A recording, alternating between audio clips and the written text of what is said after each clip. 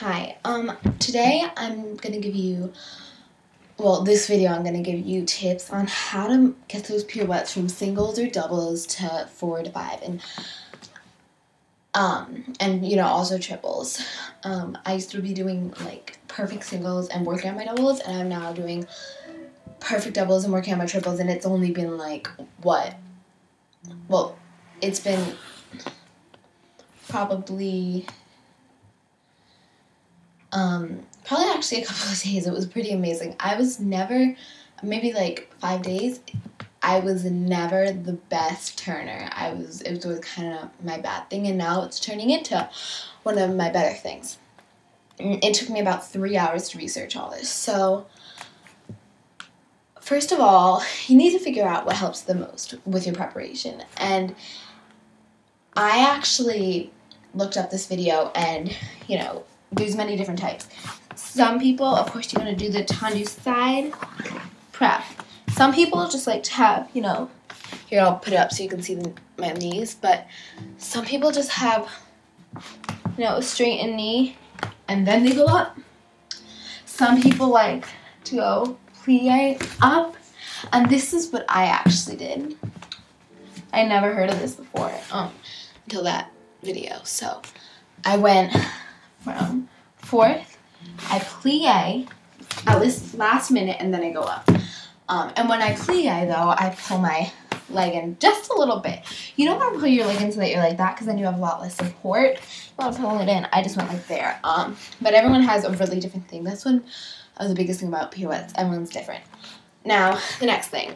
I'm sure that all of you have heard so many times you have to spot, but I never really figured out what's the best way to spot. You have to leave your hand, then you have to turn it, and that whole thing. But the best thing about a spot for me wasn't that it would make me less dizzy, because unless I was doing a lot of turns, I wouldn't get that dizzy. Unless, I was doing consecutive. The best thing about spotting for me was the power it gave me. I mean, your head gives you so much power. So if you leave it there, I actually don't leave it so that my neck is really, really turning to the last minute. I leave it so that it's almost there. I'm probably actually only in between half turn. Well, no. I'm in between like half turn and a quarter turn probably. When I flip my head around and I go. But the thing about that is that you don't want to just turn it, like just go. You want to make sure that you have a long neck and it's pulled back, like not like really far back, but it's not forward, and you want to whip it around. And I actually like to like kind of look down when I whip down, so that it's like, that just helped me. But some people, I don't really look down, but I certainly don't look up. I kind of look right even. And that really has helped me so much. That's one of the more helpful advices too. Another really big thing about pirouettes is your arms. If you have really long arms, I have pretty long arms, you want to go like that. And if you have short ones, you can kind of just keep them there. And you want that good preparation.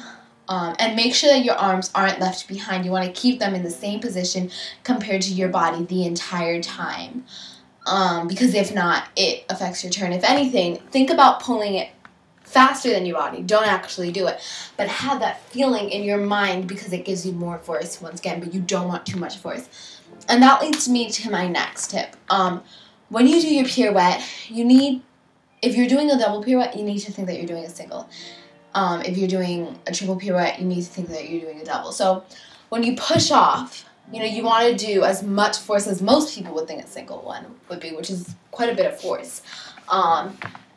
It's like that much force, right?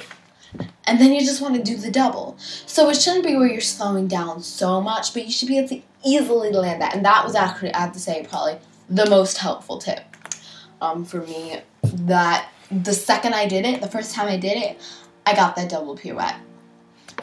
But you need to find the perfect one for you. 1 second. The next thing that you want to do when you do your pirouette is to smile. You know, and I know that it looks so awkward when you smile in class, but even just like the slightest smile, because for some reason, you know, smiling makes you loosen up. You're not as tense. And when you're not as tense, it's really good for parents. So you want to smile at least a little bit. Just, you know, relax. You also want, you know, opposition, long neck, short, long neck, and pull your shoulders down, you know, head high. And I think that's about it. I think that's all my tips. And then you have the average ones, you know, turn out knee and all the technique in it. Last one. Yeah, I just said opposition, but you really want to think up, up, up as you turn. Don't think turning. Because if you think about turning, then you're going to fall over. You're going to lose your balance. If you just think straight up and you just turn and you're thinking up, I mean, with the power you get, you're fine. So just think up. Don't think turning. That was also really helpful for me. I hope you enjoyed my video. It must have taken me, honestly, 3 hours to find all of this information for myself. And I decided to make a video. So give me feedback, whether it helped you, whether it didn't. And thanks.